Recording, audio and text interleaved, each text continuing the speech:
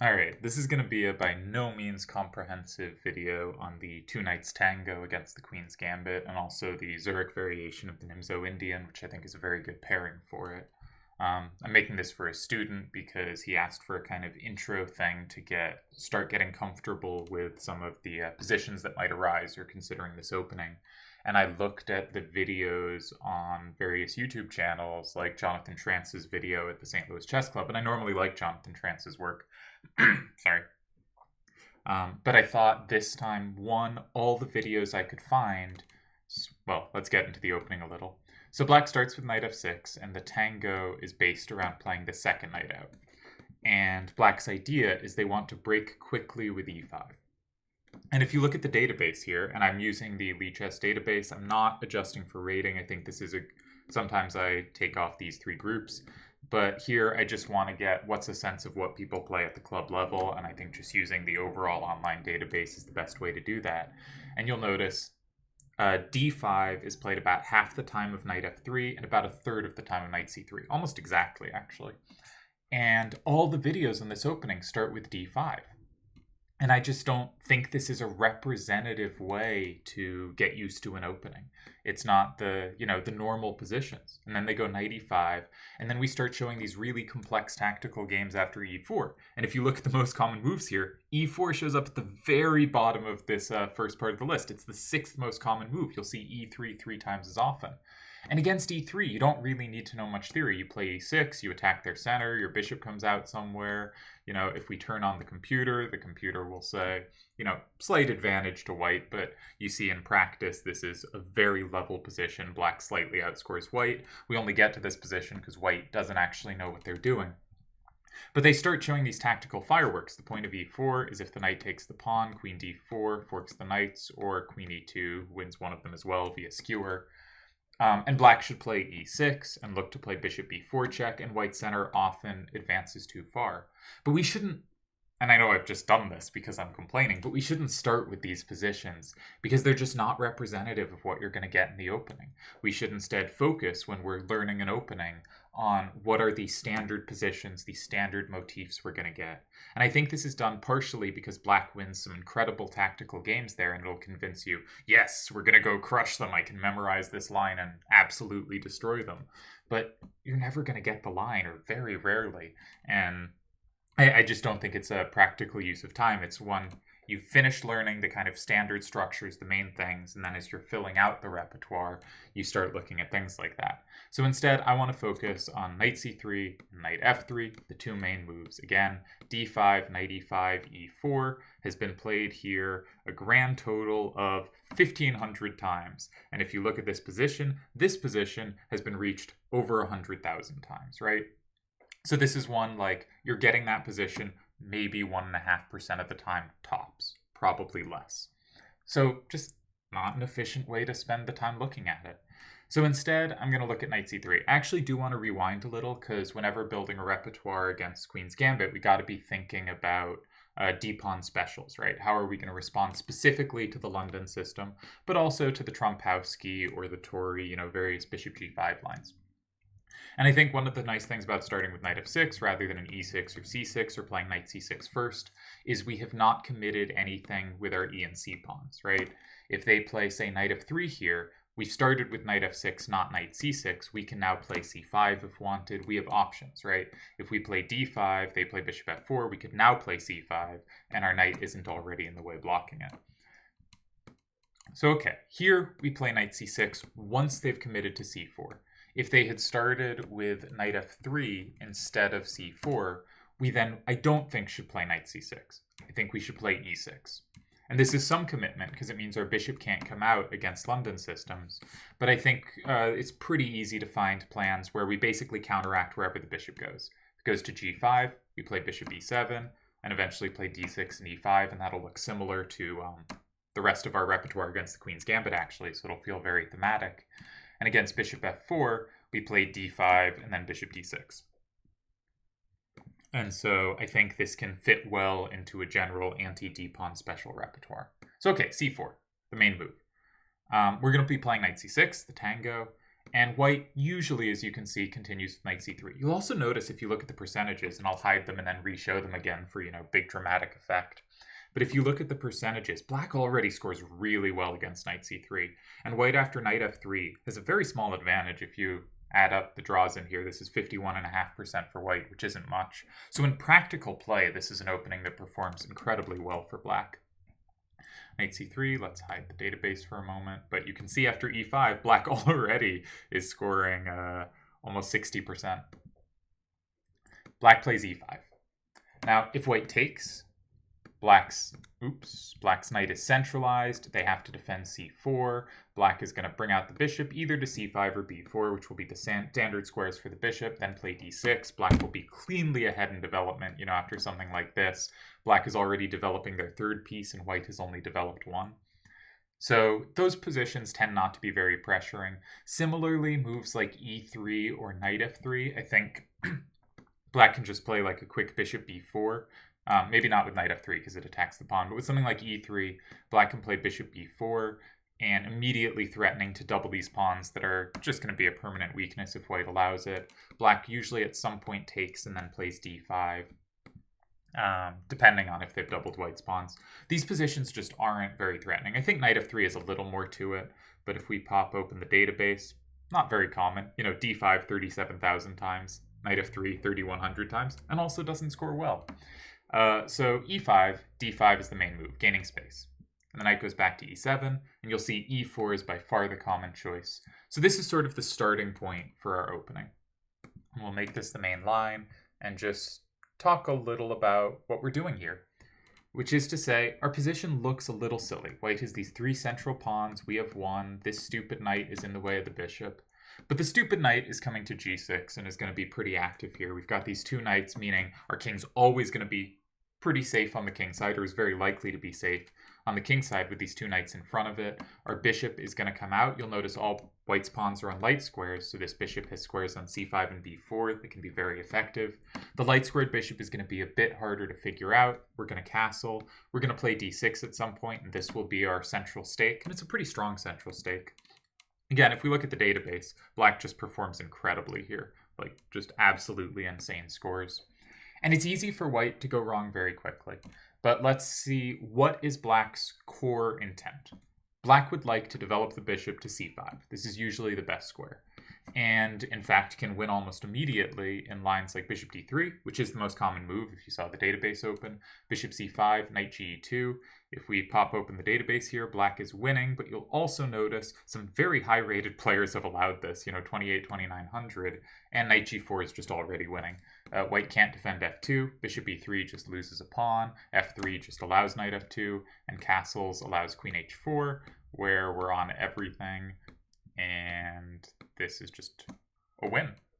h3, knight f2, it's game over. So black has an immediate threat. If white plays knight f3, knight g4 is not as strong, then black can castle because queen h4 is not possible. So only knight e2 falls for this specific trap. But it's just to say black's bishop is already active and strong and white has to be careful. So what if white does play knight f3? Now here I think there's one important little kind of technique thing to notice, which is d6, I believe, is a slight inaccuracy, and some good players have played it. But where is white's play coming from? And I think this is why black scores so well. Again, if we look at the database here, black with any move is scoring well over 60%, which is absurd in a position that white, has a slight advantage according to the computer. So look at white's position. White has space, but what's white going to do, right? f4 is really not a good option. Black's knight is very good at controlling it. Their pawn's good at controlling it. It further opens up this bishop. So against our pawn chain, white's kind of natural break here to attack it doesn't really exist. How's white going to attack our pieces? Well, bishop g5, h6, white either has to trade or what's the bishop doing?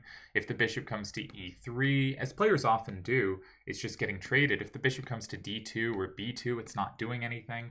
Where's the queen going? Where do the pieces go that create activity? And there are kind of two answers that end up being the case. White can play for b4 and try to play on the queen side, c5, start undermining this pawn chain that black's going to make. Or white can go on the king side with h4.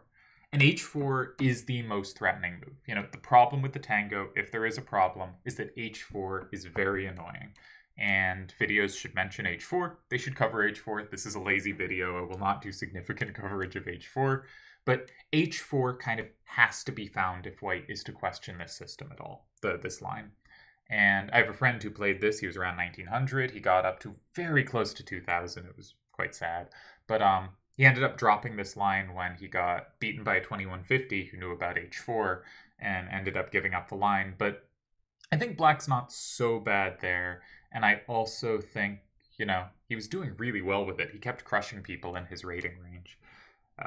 So anyhow, that is to say, it is hard to find a scheme for white's pieces. You know, the bishop and knight can never organize to attack the same thing. The bishop's just blocked by its own pawns. This bishop can't organize with any other pieces to attack something.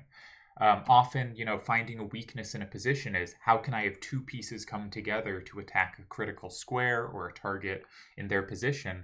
And white doesn't really have that. And if we switch to the other side of the board, why isn't it flipping? There we go. Black is going to have an easier time. This bishop is free, unblocked. And one common scheme, for instance, for black is, this square looks juicy, f4. You know, supported by the pawn, a knight can hop in. So one standard scheme is going to be knight h5, and then one of the knights coming to f4, which is a very nice outpost in white's position. And black is kind of on that level, easier schemes to execute. And that's what we see in the results, is even though white is technically maybe slightly better, black scores tremendously in practice because their position is much easier to play. So I think it's important to not play d6. And that is because of everything I just said, because white has these two plans, and this actually helps one of white's plans. Specifically, it gives white b4 for free, because if we take it, they have queen a4 check, forking the bishop. And so instead, we'd have to play bishop b6, and normally if white wants to achieve b4, they have to prepare it. And so they have to spend an extra move. We don't want to give them the move for free, so we should castle first, make sure there's no check, and then play d6. Just a common heuristic for the opening is we castle before playing d6. And white's often going to castle, black's going to play d6. And I think there was a game I wanted to grab from here that I thought was a nice example of how the opening looks, but I don't know if I have it. No, it was actually with knight ge2. So knight e2 is a blunder, but in this game, this IM did not spot the blunder. So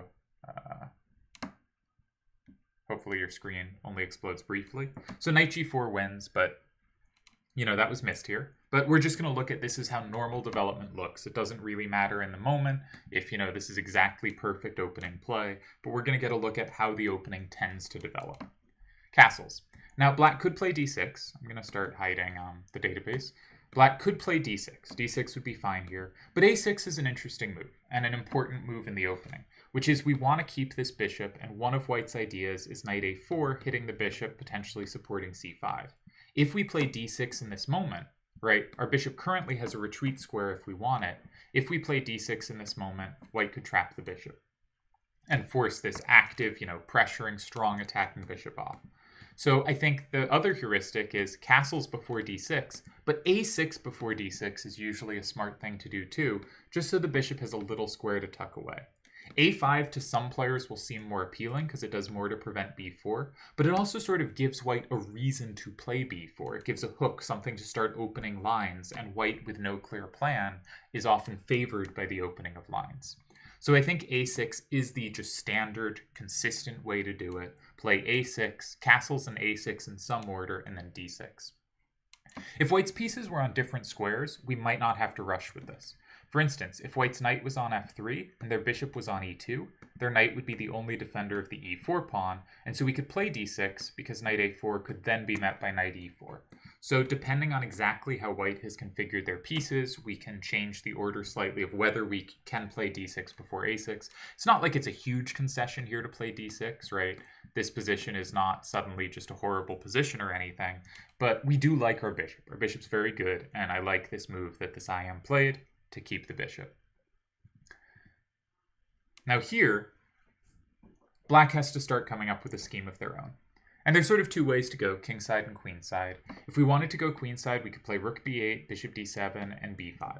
This shows up from time to time, but kingside is going to be the primary goal, right? Often in an opening, we have this is what we want to do, and if that doesn't seem to get anywhere, here's a backup plan. That's kind of the backup plan.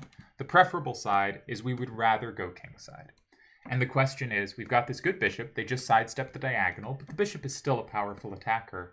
How can we start invading with our pieces? This square has been blocked for a knight. We'd love to play knight g4, queen h4, get that kind of attack, but we don't have it. So a standard scheme is knight h5, when either knight can enter f4, and also we can have our f-pawn enter the game. And that's a pretty useful thing. I think something to be careful about here is if white's knight was on f3, they could meet knight h5 with knight takes e5, because when we take back, they have this discovery on the knight. And so in general, when their queen's still on d1, we have to be a little careful about knight h5, and it's easy to blunder a pawn here. So often before playing knight h5, we start with queen e7, securing e5, so that if the knight takes it, we can take back queen specifically, because the queen will defend our knight on h5. So queen e7 is often a useful move. So you've reached kind of this position. We've made our normal moves. We've played bishop c5. We've gotten these two knights. We've played a6 before d6. We've castled before d6 as well to make sure our bishop is a home and that there's no kind of b4, queen a4 check. And we've gotten our normal development. What to do next?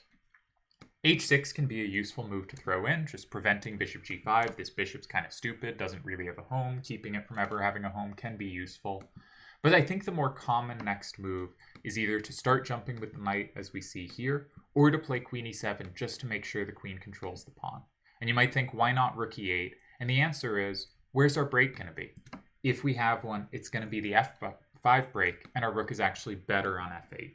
So it's better to move the queen first. So okay, in this game, queen e7 was not needed, so the player started with knight h5. And here again, white has trouble having a scheme. You know, they got their king out of the pin, but that doesn't mean they want to play f4. Suddenly, all the dark squares around their king will be incredibly vulnerable. So what can they do?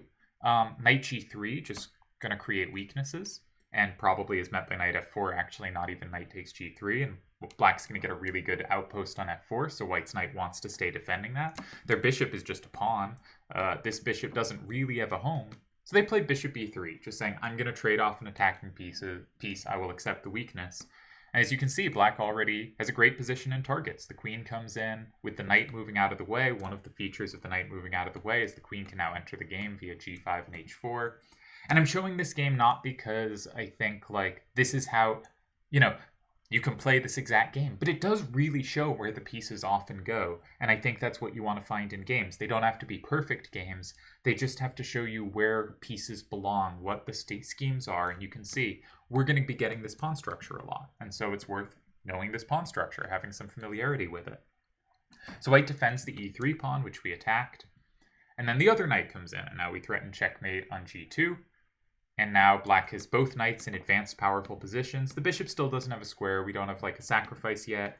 Bishop d7 can be a useful move to make. Oftentimes black plays queen e7, then bishop d7, and then starts engaging in knight schemes.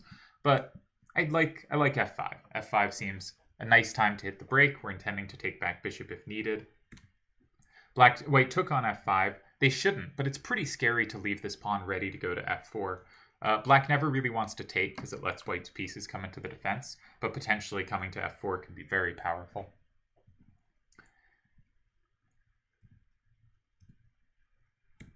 And a very cute tactic, noting that if rook takes g2, black has rook f1. So black is getting attacks in these lines. The exact attack doesn't particularly matter to us, and black goes on to win this game pretty easily. But I think the things to note from this game are kind of the standard development. They did this via different move order, but we get the knights on g6 and f6, with one knight taking this e7 to g6 repositioning scheme. We put a bishop on c5 if allowed. If not allowed, we'll get to that in a moment. And then we want to castle before we play d6 because of b4 and queen a4 check. We don't want to give them b4 for free. And we want to play a6 if we're afraid of knight a4. If e4 wasn't defended, other than the knight, we wouldn't be afraid of knight e4 because we could take the pawn in response, defending the bishop, so it'd be fine to play d6. Here, it's not terrible to play d6, but it's better to start with a6 and then d6. And then from here, knight h5 is a really common scheme. It gives us our pawn break. It also gives us access to this really nice outpost. White has that outpost better defended than normally, actually, because often the knight's going to be on f3. But, you know, even still, it was a useful scheme. The queen can come in. The queen often goes to e7 just to defend e5, just to make sure that knight h5 is possible. And I guess the one other thing to note on this game is, of course, black missed a win with knight g4, which does come up from time to time. And I will say, I believe, if we check the database here, this position with knight ge2 has been played 10,000 times. That position with e4 in that the line I was complaining about at the start has been played 1,500 times. You know, this is a much more frequent way to win a game. Why does every video on this opening start with that other line when it's just not a big part of playing this opening? So, okay. A few other things to mention in this line. We'll go back to the other screen. Sorry if you got white screen for a bit again. Is it properly moved for you? Yes. Okay, good. So bishop d3 is far from the only move, though as you'll see, bishop d3 is played the most. Bishop g5 in general isn't threatening. First of all, bishop c5 can already sometimes sort of threaten bishop f2 and then knight g4, knight e4, and we pick up the bishop. It happens occasionally. But in general, at some point, we'll play h6. If they take, we take back, we're fine. They don't have the retreat square because our knight on g6 covers it, so bishop g5 is not threatening. Similarly, like f3 is just not worrisome. Our bishop's now going to be even better on this open diagonal. And is our knight going to g4? Only once if they fall for a trap. More commonly, it comes to f4, which this move kind of makes weaker because it's scarier now to play g3 in the future. I mean, this move kind of helps us play that. So basically, white's moves can be decided as here are moves that allow black's main scheme of bishop c5, and here are moves that don't. So for instance, in the Jonathan Trance video, he shows the only game he shows from this position is with bishop e3. And I think that's a kind of... It's not the choice I would make, because if we look at this position, bishop e3, not one of the 5 most common moves. It's the 6th most common move. It is important, but we should first get a feel for what do the positions look like when we can achieve bishop c5 versus those that we can't. So bishop e3 does not allow bishop c5, and we should say, okay, secondary plan, go to b4. We're immediately threatening to win a pawn, and the game he showed continues with f3. And now I think black does something pretty important, which is they take on c3 when given the opportunity. Our bishop is never going to have a home on c5. We do not want it to get chased around and trapped, but we can give white these doubled pawns. And white is never really going to have play on the b file. We're going to play d6, and at some point b6, and then white's pawns are stuck. These are just going to be a permanent weakness. We're going to have this closed position where their 2 bishops don't play well. Their rook on b1 is going to be hitting granite. And we can play d6, we can castle, maybe queen e7, maybe bishop d7, some point b6. And again, start looking at bringing pieces forward on the king side where our knights work so well together. And I think black is a pretty good position. And if we turn on the computer gives tiny advantage to white. You'll see in practice, black tends to score pretty well from here. A slight plus in practical games. Again, I think black in practice has a much easier to play position. The one other move I want to focus on here, just giving a feel for the opening, is knight f3. You'll notice both bishop c5 and bishop b4 are played a lot and score really well. And that might lead to the question, why would we ever go bishop b4 if we're allowed to play bishop c5? That seemed the stronger version. And I think the difference here that is important is bishop d3, the most common move here, defends the pawn extra. With the pawn not defended extra, when we play bishop b4, white has to defend the pawn again, and we have time to inflict those doubled pawns. Against bishop d3, if we play bishop b4, white can play knight e2, white can play bishop d2, white can play queen c2, right? They have e4 well defended, so they don't have to let us take.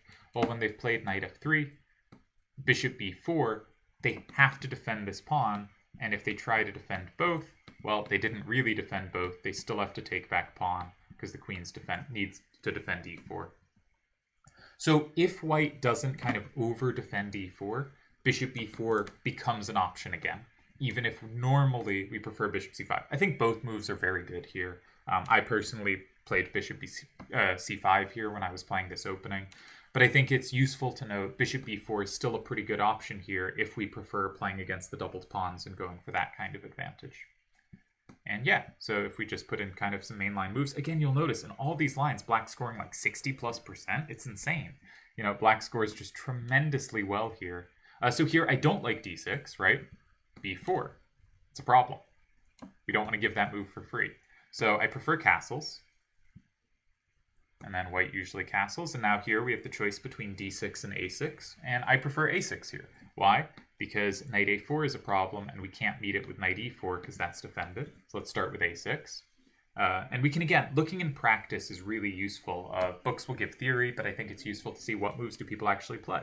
And a3 is chosen by a huge amount. And you'll notice we didn't give them b4 for free. Now we can play d6. They play b4. Our bishop comes back. And here often white settles for, okay, you can double my pawns and give me that weakness because your bishop's just so strong. And what happens if they don't? Well, bishop g5 is not annoying. We just chase it, and people just end up playing bishop e3 anyway, having given us a free h6. What's another move they can do? h3. Now here, we want to play knight h5, and you'll notice knight h5 is the move that's been played, but it's not good, right? Huh, is there some reason? Ah, yes, this here, we can play this. Ah, clever, because we can take back knight, and if they take, we get d3. Right. So occasionally there's tactical justifications. I guess the automatic move is to play something like queen e7, just making sure this is covered. But in fact, after h3, we can already play knight h5 because d3 is loose.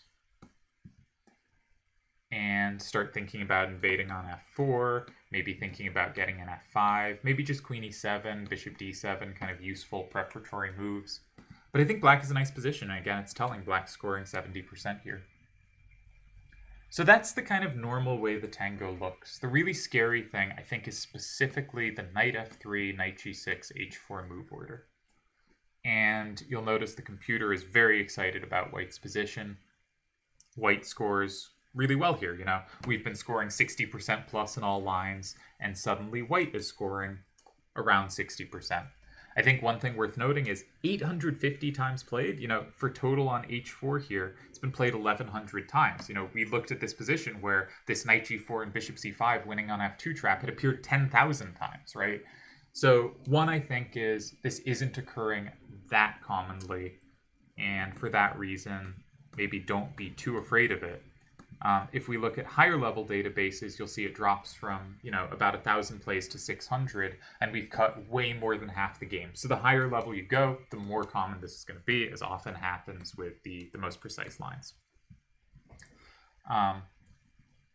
Black can play h5, but I do think these positions are a bit uncomfortable. Without ever having the option of h6, the bishop can sit on g5. The computer gives this interesting line that really hasn't been played much that I haven't really explored. The idea is now they've double attacked our e-pawn, we pin the knight, and now if they play h5, our knight, we've given our knight a square to go to. This is pretty specific, and the computer doesn't actually seem that excited about it. So I think what instead black should do is try to get their bishop out, and either bishop c5 or bishop b4. Bishop c5 comes with occasional tricks, but I think, as you can see from the computer evaluation, h5 is very strong. So let's start with bishop b4. Oh god, the computer hates this one too. All right, I need to recheck these lines and figure out how black should try to weather this storm. This is definitely dangerous. Like, I can't pretend this position's great for black. Maybe it's just d6. Just not doing anything, accepting a passive position. This exchange often happens, and black's going to be a bit passive, but is going to get their pieces out. Or do we just lose a pawn on the spot? All right, got to look at this one. Not doing a great job selling it at this point. It's been a while since I've played this opening. But I think in general, the positions I showed prior are kind of, this is the standard positions you get out of the tango. And now I would like to switch. I've been going on a bit longer than I meant to. But I would like to switch to the Zurich variation, which is, what if white plays knight f3 and defends e5? Now here I think we have to settle for e6. I hope you can't hear the buzz my computer's making. I try to filter it out, but I don't always succeed. And now white plays knight c3 and black plays bishop b4. And we can think about this in like the same terms we think about the tango of kind of bishop c5 is desirable, that's covered, so we play bishop b4 instead. And this is now technically Nimzo-Indian territory with knight c6, the Zurich variation. But I think we should be thinking about it just in very similar terms to the Tango. Bishop g5 is played a ton in practical games. Black plays h6, white plays bishop h4, and the pin is just not that annoying because this knight is never really going to come help attack the knight, and black can continue with their schemes anyway. So I'm going to go with queen c2, the move the computer likes. Black plays d6, and we should start thinking, this is going to start looking like a familiar structure, d6 and e5. And again, white plays bishop g5, which doesn't really stop black's schemes, and black can start with h6 and then can get in a quick e5 or castles in e5. There's also g5, and the computer likes g5. The computer thinks black's just better here after g5, and actually black is winning a pawn after g5 because the d4 pawn hangs. That's very important. But in general, I think unless winning a pawn, the computer will often think the g5 approach is best. I find it kind of risky. If it wins a pawn like it does here, great, let's go g5. But if white had e3 included and black had castles included, even if the computer says g5, I don't think it's the practical choice. I think we should go for e5 and a kind of a setup similar to the ones we've seen. So another common move, and the favorite of the computer you'll see, is bishop d2. And the idea is simply, I want to be able to take back bishop and control e5. Black castles. White's most common move is a3, takes. And here white has three defenders on e5. And black wants to play e5. We're still trying for the same things we saw in the prior line in the Tango. Now white has achieved something versus the Tango, right? We played bishop b4, we couldn't play bishop c5, we took on c3, and they were able to take back with a piece and not get the doubled pawns. But I still think our position after e5 is pretty good. You'll notice the computer is pretty high on white, but in practice, 48 to 42% is 53-47, including draws. That is a normal white advantage. And black just prepares e5. And black achieves e5. And we have a similar structure. Our queen is on e7, which was a common place for it in the other variation in the Tango. And the only really big difference here is our knight on c6 can't get to g6. So when d5 happens, where's the knight go? Well, d8 has no squares it could go to. Every other square is hanging except b8, but b8 is fine. b8 can develop directly back into the game to c5. And knight d2 is played a lot here. You'll notice the sample's small, so a lot of the people getting here as white are people that know the theory, right? If you don't know the theory, you probably played bishop g5 or some other move on the way, much more common moves. Knight d2 is a good move. The idea is black has a problem bishop. Black would love to trade the bishop for anything because the bishop doesn't really have squares. White's pawns control the light squares really well. Specifically, the bishop would love to trade for a bishop just so white doesn't have the two bishops, but it would be happy to trade in some lines for the knight as well, and it could potentially come back here after going to g4. So white avoids that trade in advance. Now the computer likes b5 here, which is an interesting move. If white takes, their center falls apart. But more common is just to say c6. I'm just going to start eating at your center. Another idea is a5. a5 is important in preparation of getting a knight to c5, just to hinder white going b4. But this is kind of like, bishop e2 has been played a lot here, and then black should play bishop g4. But this is kind of the standard position you're getting. It's a similar structure. Black has fewer attacking chances in this line. White has the two bishops, but black has a solid center. Nothing's going to explode in the recent future. It's going to be about who can make more useful moves to advance their position. An idea in the Jonathan Trance video that's quite interesting was knight e8 intending f5. Specifically, it was against knight d2. Was knight e8 intending queen g5 and f5. That was an interesting, different way of playing it. I'm not so sure about that idea. But all in all, I find positions like this pretty stable for black. I played the Bogo Indian for a while, which gets this setup. But a kind of dark square focus. Christoph Selecki's book, I think covers stuff around this. Yeah, and I think black's position is somewhat worse. Not as much worse as the computer thinks, as we see in practice, but very kind of solid and stolid too, and pleasant to me, and very playable, little passive.